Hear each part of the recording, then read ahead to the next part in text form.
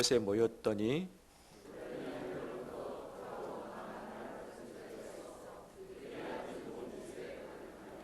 마치 불의 혀처럼 갈라지는 것들이 그들에게 보여 각 사람 위에 하나씩 임하여 있더니 그들이 다 성령의 충만함을 받고 성령이 말하게 하심을 따라 다른 언어들로 말하기를 시작하니라.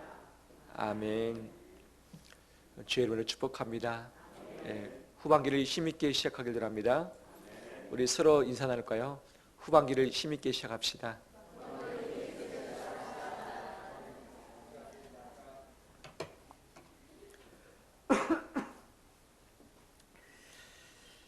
선물 해보신 적 있으시죠? 또 선물 받아보신 적 있으시죠? 선물할 때에 받을 것이 먼저 생각납니까? 줄 것이 먼저 생각납니까? 예. 참 좋은 분이네요. 예. 선물하면 받는 것이 보통 생각이 나죠. 하지만 주는 사람이 있어야지 받는 것도 있는 것 아니겠습니까? 선물을 한 번도 안 주면서 때가 되면 선물 받기를 원하는 사람은 욕심쟁이 아니겠어요? 제가 알고 있는 제 가까이 있는 모 누구도 제가 개년마다 선물하는데 제가 선물을 받아본 기억이 별로 없습니다. 괘씸해서 선물을 해야 되나 말해야 되나 라고 하지만 아무튼 뭐 얼굴 보고 살아야 되니까 뭐 할 수밖에 없는 거 아니겠습니까? 제 아내를 말한 거 아닙니다. 선물 참 좋은 것이죠. 근데 어떤 선물은 부담이 되는 선물도 있고 또 어떤 선물은 이게 별로 내게 필요 없는데 라는 선물도 있고 또 어떤 것들은 전혀 기대하지 않았는데 갑작스러운 선물이 있어서 감동이 되고 그 다음에 한 번 받은 것이 그냥 사라지는 것이 아니라 계속 옆에 두고서 사용할 수 있는 그런 선물도 있는 거죠. 우리가 만약 우리 자녀들, 손주들에게 선물을 준다 했을 때 손주들이 원하는 것을 주는 것이 맞을까요? 아니면 손주들이 꼭 필요한 것을 주는 것이 맞을까요? 원하면서도 필요한 것이면 최상이겠지만 또 그렇지 않을 때도 있는 것 아니겠습니까? 두 가지를 놓고서 하나를 선택하러 간다면 본인이 원하는 것보다 본인은 원치 않을지라도 필요한 것을 주는 것이 참 가치 있는 것 아니겠는가라는 그런 생각을 갖게 됩니다. 오늘 설교의 제목은 하나님의 선물 성령입니다. 성령. 제자들이 성령을 달라고 간구하지 아니했습니다. 제자들은 성령을 잘 몰랐습니다. 제자들은 성령이 필요한지 몰랐습니다. 그들은 우리가 회복되길 원합니다. 우리의 고통으로부터 자유케 되길 원합니다. 라고 하는 것이 그들의 마음의 소원이었지 성령 하나님을 우리에게 보내주셔서라고 기도도 하지 않았고 미리 요청하지도 아니했었던 거죠. 그런데 하나님은 제자들에게 꼭 필요한 것이 무엇이겠는가 이미 아시고서 이들에게 성령을 선물로 주셨습니다. 예전에도 말씀드렸지만 예수님의 사역의 초기 가장 먼저 세례 요한에게 세례를 받으셨습니다. 이때에 하늘로부터 비둘기 같은 것이 임했는데 무엇이 임했죠? 성령이 임했죠. 성령의 임함으로 말미암아서 예수님의 공생애가 시작됐고 직후에 광야로 가셔서 마귀에게 시험 받으셨는데 누구에게 이끌리셨습니까? 성령에게 이끌렸고 그 이후에 다시 갈릴리로 돌아오셔서 사역을 했는데 귀신을 내쫓아내며 병을 고쳐내며 천국 복음을 전파했는데 누구의 능력으로? 성령의 능력으로 하셨죠. 또 그 주님이 말씀하십니다. 너희가 물과 성령으로 나지 아니하면 하나님 나라를 볼 수 없다 하셨죠. 요한복음 14장, 15장, 16장은 예수 그리스도의 정말 가치 있는 보물 같은 설교입니다. 마지막 설교죠. 이 안에서 예수님이 약속하셨던 것이 있습니다. 나는 이제 너희를 떠나서 하나님께로 갈 것이다. 하지만 내가 약속 하나 하겠다.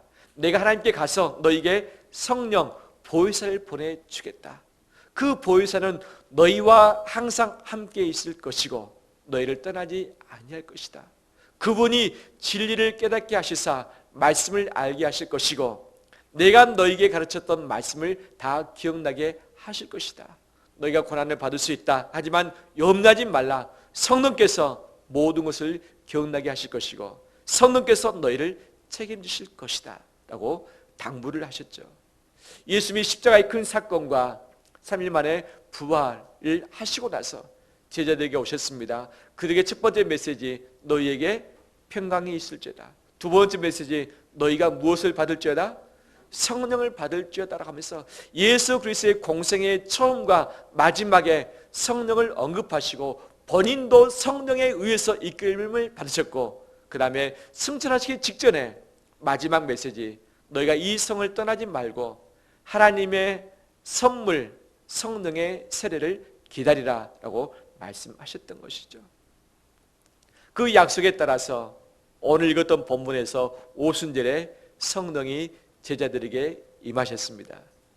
예수님의 승천 이후에 10일 만에 있었던 일이죠. 이 본문을 보면 1절에 오순절 날에 이미 이름에, 오순절에 성령이 임하실 것을 제자들은 알지 못했습니다. 오로지 모여서 기도할 뿐이었고 교회 공동체를 준비할 뿐이었던 거죠. 시간은 하나님이 정하셨습니다. 그 다음에 이 시간에 따라서 오순절을 선택하셨던 거죠. 오순절은 이스라엘 백성이 절기에 따라서 이 밀추수를 하고 나서 하나님께 와서 제사하는 그런 절기인 거죠. 그래서 3대 절기에 포함이 되죠. 다른 말로 한다면 맥추절 또는 칠칠절이라고도 하죠. 성령 강림절이라고 하죠. 우리는 성령 강림절하고 맥추절이 서로 시기가 약간 다르긴 하지만 성경 구약의 이 부분은 오순절이 맥추절이고 맥추절이 성령 강림절이죠. 바로 이날 모든 유대인들이 흩어졌던 자들이 다 모였을 때입니다. 이때 하나님은 이들에게 복음을 전파하길 원하셨고 성령의 놀라운 역사를 함께 나누도록 하기 위해서 이 시점을 선택하신 것이죠. 하나님의 선물 성령, 이것을 어떻게 우리가 받아야 될 것인가? 첫 번째, 선물은 주셔야 받을 수 있다. 들어서 합니다. 선물은 주셔야 받을 수 있다. 안 주면 받지 못하는 거죠. 저는 생일 선물로 늘 장미 한 송이면 충분하다고 했었던 때가 있고 지금도 유효합니다. 근데 봉투도 좋긴 좋더라고요. 예, 사라지고 없어질 것이지만, 예. 근데 참 이 장미 한 송이를 받기가 참 쉽지는 않았습니다. 그래도 몇 번 받긴 받아서 성공을 했다라고 싶은데 줘야 받죠. 내가 내 자신을 위해서 이 장미를 사가지고 제 자신에게 줄 수 있는 것도 아니고 줘야 받는 것 아니겠습니까? 아무리 원한다 할지라도 주시는 분이 계시지 않으면 받을 수 없는 것이 하나님의 선물입니다. 성령은 하나님이 보내주셔야만 받을 수 있는 하나님의 영인 줄 믿습니다. 약속을 하셨고 그 약속에 따라서 간절히 기도하고 있는, 함께 모여있는 제자들의 머리 위에 바람처럼 불꽃처럼 보내주셨습니다. 주는 이가 있어야만 받을 수 있는 것이 선물이듯이 이 선물을 우리에게 이미 허락하신 줄 믿습니다. 그런데 이 선물은 두 번째, 하나님만이 주실 수 있는 선물이었습니다. 하나님만이 주실 수 있는 선물. 초대교회에 7 집사님이 있었습니다. 예루살렘 교회에 박해가 있었습니다. 흩어졌습니다. 이 집사님이 사마리아 성으로 내려갔습니다. 거기서 복음을 전파하는데 놀란 일들이 발생했습니다. 많은 사람들이 예수 그리스도를 믿고 세례를 받고 회개를 했던 거예요. 이 어둠의 성, 죄의 성, 사마리아 성이 완전히 뒤집혀서 기쁨이 가득한 곳으로 바뀌고 말았습니다. 그 다음에 이 빌립사님이 가는 곳마다 표적이 일어나고 기적이 나타나니까 많은 사람이 따라다녔습니다. 그 중에 한 명 마술을 행했던 시몬이 이 빌립의 말을 듣고서 그도 세례를 받았습니다. 그 다음에 표적과 기사를 보고서 놀랐습니다. 바로 이때 예루살렘 교회에서 사도 2명을 보냈습니다. 베드로하고 요한이었습니다. 이 사마리아 성이 뒤집어졌다고 하니까 가봐라. 아무도 가기를 꺼려했던 이 죄의 도시에 왔습니다. 왔더니 정말 놀라운 일들이 있었습니다. 하지만 보니까 성령의 임재가 아직 없었던 거예요. 그래서 베드로하고 요한이 사람들을 데려다가 그를 안수기도하기 시작했습니다. 안수기도할 때 성령이 그들 머리 위에 임하는 것을 그들 모두가 알았습니다. 이것을 옆에서 지켜봤던 마술장이 시몬이 돈을 가져왔습니다. 돈을 사도에게 주었습니다. 나에게도 성령 줄 수 있는 권한을 주어서 내가 기도하는 자마다 성령 받게 달라라고 요청했습니다. 이 말을 들었던 베드로가 이 시몬을 꾸짖는 거죠. 저주하는 거죠. 너가 돈을 가지고 하나님의 일을 하려고 했느냐 라고 하면서 그를 꾸짖습니다. 하나님의 선물은 돈으로 얻을 수 없습니다. 하나님의 선물은 사람이 줄 수 없습니다. 하나님의 선물은 열심히 노력한다고 얻을 수 있는 것이 절대 아닙니다. 오직 하나님 그분만이 주실 수 있는 선물입니다. 이 선물을 우리에게 허락하신 줄 믿습니다. 바람이 불면 바람이 분다는 것이 느껴지는 것이죠.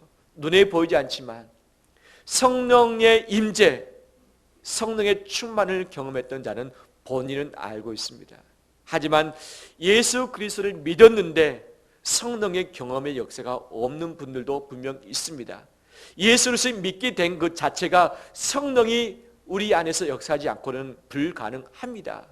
성령께서 나를 부르시고 나를 회개케 하시고 예수 그리스도를 믿게 하셨기 때문에 하나님을 아빠 아버지라 부르게 되어지고 예수를 주라 시인을 하게 된 거죠.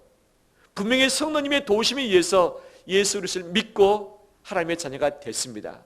그런데 그 이후에 내 안에 계시는 성령님, 내 안에 하나님의 영이 계시는데 그분이 나를 돕고 계시는데 이것을 경험하지 못하거나 느끼지 못하거나 그 충만함을 체험하지 못한 자들이 분명히 있을 수 있다는 거죠. 그 성령님의 실체를 내가 경험하지 못할 때는 어떤 일이 발생하느냐? 내 힘으로 열심을 냅니다. 내 힘으로 발버둥 칩니다. 내 의지를 가지고 말씀대로 살아보려고 애를 씁니다. 그런데 한계가 있고 넘어서지 못할 강이 있고 넘지 못할 산들이 발생하고 내가 전혀 도저히 이길 수 없는 그런 문제들이 내게 닥쳐올 때마다 나는 고통한데 신음할 수밖에 없는 거죠. 하나님의 영이 우리 안에 계시며 나를 떠나지 않으시며 마지막까지 나와 함께 하십니다. 그분이 나를 돕길 간절히 원하십니다. 그분은 말할 수 없는 탄식으로 우리를 위해서 친히 간구하고 계시는 분이십니다. 내게 성령으로 도장을 찍어주시사 하나님의 자녀인 것을 증거를 하십니다. 내게 진리를 깨닫게 하시고 이 진리의 말씀을 믿게 하십니다.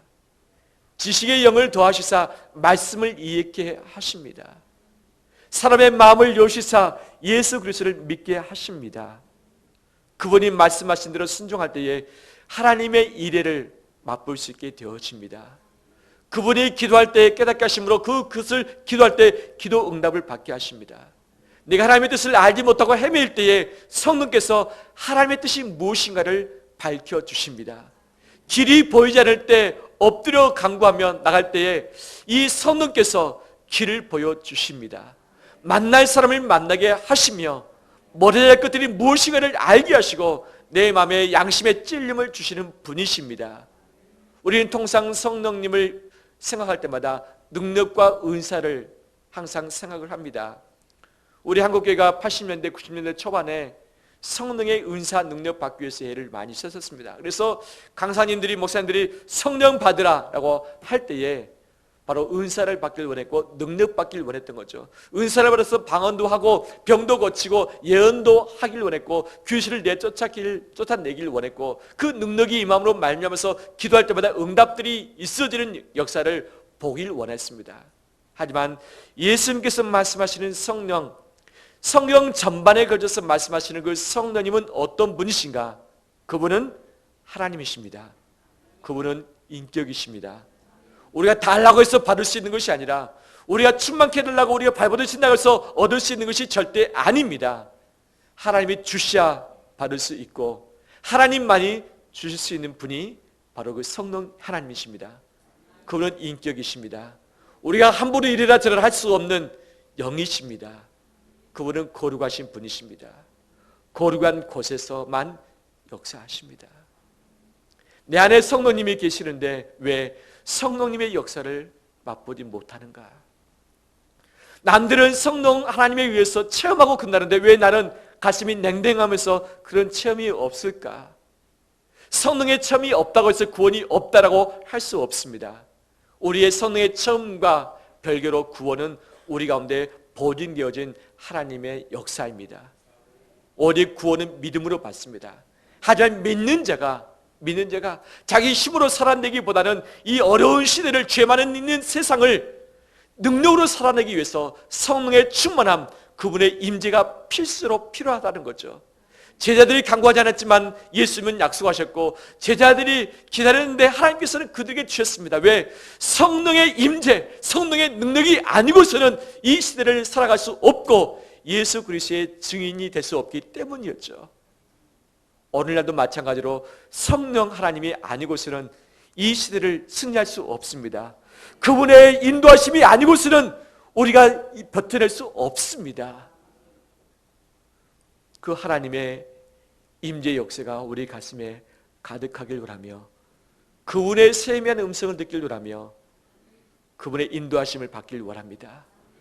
그분이 역사할 때에 내 문제가 스스로 다 풀려지며 그분의 인도하실 때에 병의 문제를 해결할 수 있고 그분이 말씀하실 때에 인간이 풀 수 없는 모든 문제들이 풀어지게 되는 역사를 보게 될 줄 믿습니다. 그분의 충만함이 있을 때에 사탄 마귀의 시험이 무엇인지 분별하게 되어지며 사람의 마음을 꿰뚫어 볼 수 있게 되어지며 내 안에 죄가 욕심이 무엇인지를 알고서 이것을 자복하며 회개하게 된 줄 믿습니다. 그 하나님을 경험하는 우리 되길 원합니다. 근데 그분은 거룩하신 영 성령이십니다. 내가 왜 경험하지 못하느냐, 왜 체험하지 못하느냐, 내가 그것을 간절히 기도하지 않고 원하지 않기 때문도 있지만 내 안에 있는 죄 때문에 그럴 수 있습니다.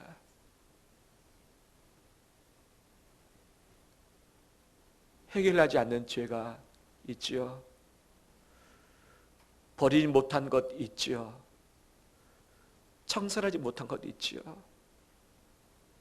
내 안에서 말씀으로 성령으로 양심 찔림을 주는데 그 양심에 정직하게 반응하지 않고 있는 것 있지요.